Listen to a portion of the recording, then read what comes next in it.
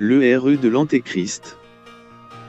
2 Thessaloniciens 2, 3 à 4, ne laissez personne vous tromper en aucune façon, car ce jour ne viendra pas jusqu'à ce que la rébellion se produise et que l'homme de l'anarchie soit révélé, l'homme voué à la destruction. Il s'opposera et s'élèvera au-dessus de tout ce qu'on appelle Dieu ou qu'on adore, afin qu'il s'établisse dans le temple de Dieu, se proclamant Dieu. Selon la Bible, dans les derniers jours, l'esprit de l'Antéchrist, 1 Jean 2, 18, une opposition satanique à Dieu et à tout ce qu'il a accompli par le Christ, sera incarné par un leader international influent. Cette personne organisera l'assaut final de Satan contre le Christ, son œuvre et ses partisans juste avant que le Christ ne revienne pour établir son royaume sur terre pour les 1000 dernières années telles que nous le connaissons, voir Apocalypse 19 à 20. Les termes de Paul pour l'Antéchrist sont l'homme d'iniquité et l'homme voué à la destruction, 2 Thessaloniciens 2h3. D'autres termes utilisés dans la Bible sont la bête sortant de la mer, Apocalypse 13, 1-10, une bête écarlate, Apocalypse 17, 3, et la bête, Apocalypse 17, 8, 16, 19, 19 à 20, 20h10. Signe de la venue de l'Antéchrist. Contrairement à l'enlèvement, la venue de l'Antéchrist ne se fera pas sans avertissement. Plusieurs signes indiquent son apparence et montée au pouvoir.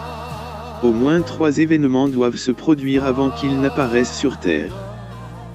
1. Le pouvoir secret de l'anarchie déjà à l'œuvre dans le monde doit s'intensifier, 2 Thessaloniciens 2, 7, 2, la rébellion doit venir, 2, 3, celui qui le retient maintenant doit être mis à l'écart, 2, 7. Le pouvoir secret de l'anarchie, se référant à l'activité en coulisses des puissances qui est évident dans le monde entier, voire 2 Thessaloniciens 2, 7, augmentera jusqu'à ce qu'il atteigne son apogée. Ce point sera caractérisé par le ridicule complet, le rejet et le mépris de tous les standards et commandements établis dans la Bible. En raison d'un esprit dominant de rébellion et d'anarchie, la plupart des gens perdront tout sens de l'amour véritable et de la compassion, Matthieu 24, 10-12, Luc 18, 8. Pourtant, il y aura toujours ceux qui choisissent de suivre le Christ et de rester fidèles à la foi chrétienne comme révélée dans le Nouveau Testament, Matthieu 24, 13, 25, 10, Luc 18, 7, voire Apocalypse 2, 7. À travers ces fidèles, la véritable Église restera forte, utilisant l'épée de l'Esprit, la parole de Dieu, comme ultime arme dans la bataille en cours contre les forces du mal, voir Éphésiens 6, 11. La rébellion, grec apostasia, qui signifie littéralement « départ », chute ou abandon, se produira. Dans les derniers jours, de nombreuses personnes qui prétendaient autrefois suivre le Christ abandonneront la vérité biblique et rejetteront la vraie foi en Christ. Jésus et Paul brossent tous deux un tableau lamentable de la condition d'une grande partie de l'Église visible, c'est-à-dire les membres des congrégations locales, alors que l'ère actuelle touche à sa fin, Matthieu 24, 5, 10 à 13, 24, 1 Timothée 4, 1, 2 Timothée 4, 3-4. La corruption sera évidente sur le plan moral, spirituel et doctrinal, c'est-à-dire en ce qui concerne les croyances et les enseignements fondamentaux. Paul en particulier souligne que les églises seront envahies par des influences impies dans les derniers jours.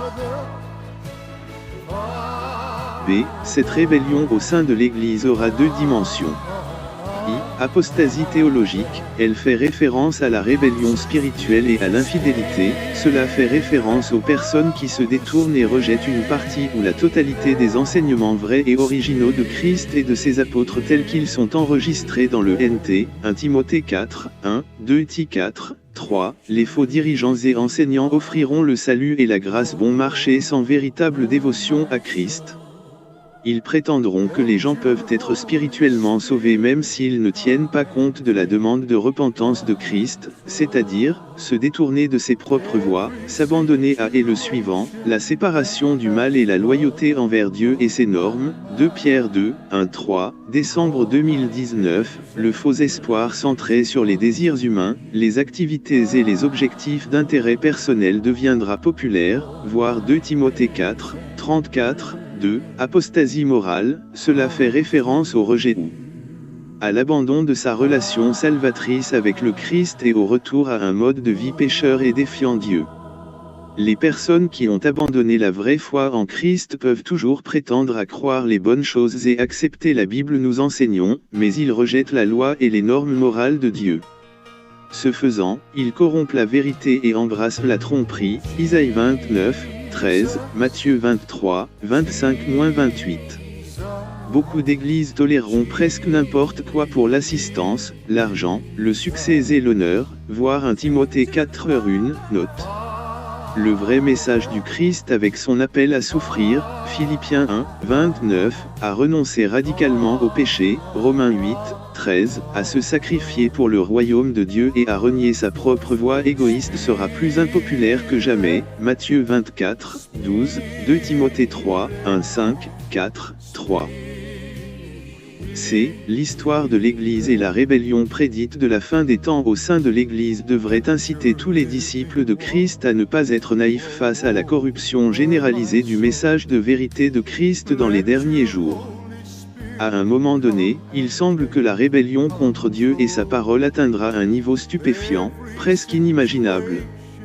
Le jour du Seigneur amènera la colère de Dieu, sa colère justifiée, son jugement et sa punition, sur ceux qui rejettent sa vérité, 1 Thessaloniciens 5.2-9.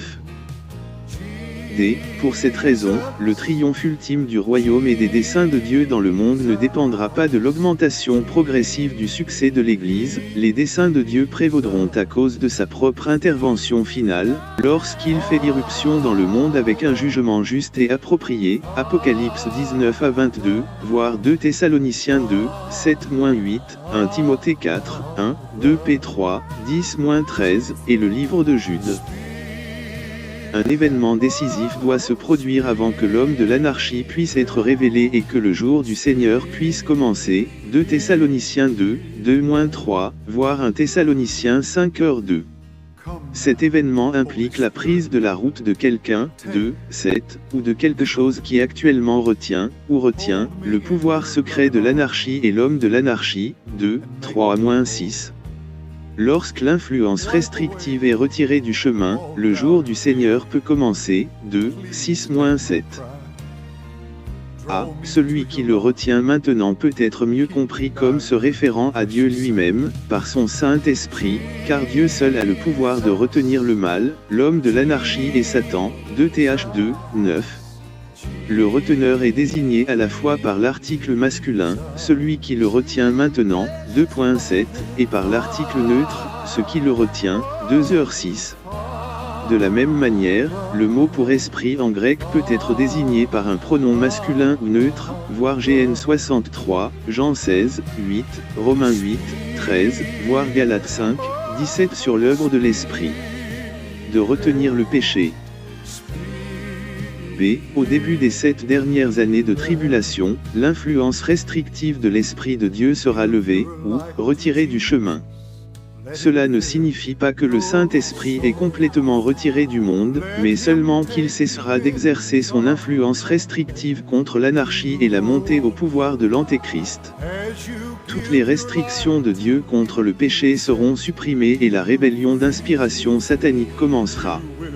Certes, le Saint-Esprit restera sur terre pendant la tribulation pour exposer le péché des gens et les convaincre de leurs besoins de Dieu car sans l'habilitation et la puissance de renouvellement de la vie de l'Esprit, personne ne pourrait être sauvé. Jean 3, 6, 16, 7-8, Tite 3, 5.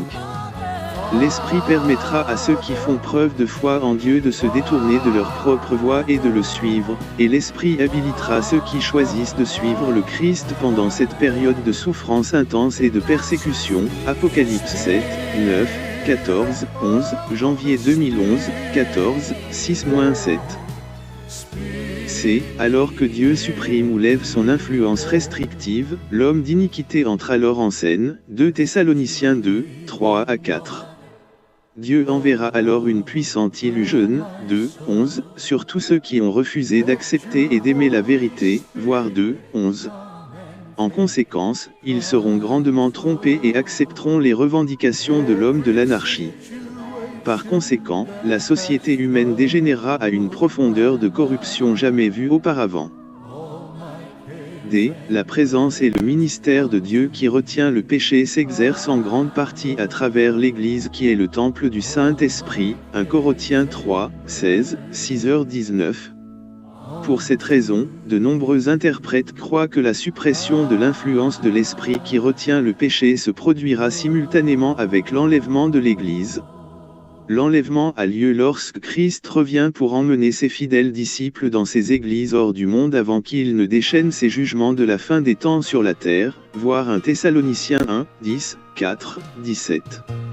À la suite de cet événement, le redoutable jour du Seigneur commence, voir 1 Thessaloniciens 5, 2, et l'homme d'iniquité sera révélé.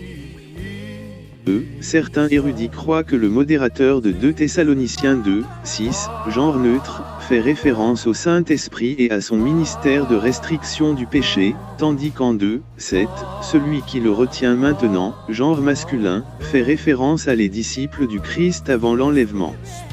Ils seront retirés du chemin lorsqu'ils seront enlevés pour rencontrer Christ dans les airs pour être avec le Seigneur pour toujours.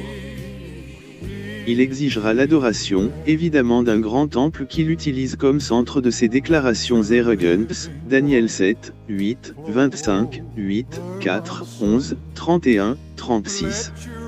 Les humains ont tenté d'atteindre ce statut divin depuis le début de la création, voir 2 Thessaloniciens 2, 8, Apocalypse 13, 8, 12. L'homme de l'anarchie sera habilité par Satan à accomplir de grands signes, prodiges et miracles afin de tromper les gens et de promouvoir ses mensonges, 2 Thessaloniciens 2, 9. Les miracles contrefaits font référence à des événements surnaturels réels qui trompent les gens en leur faisant accepter un mensonge. Il est possible que ces démonstrations surnaturelles soient vues à la télévision dans le monde entier. Des millions seront impressionnés, trompés et persuadés par ce leader charismatique apparent parce qu'ils n'ont aucun engagement profond ou amour pour la vérité de la parole de Dieu, 2, 9-12. B. Les paroles de Paul, 2 Thessaloniciens 2, 9, et de Jésus, Matthieu 24, 24, devraient mettre en garde les croyants contre l'hypothèse que tous les miracles apparents viennent de Dieu.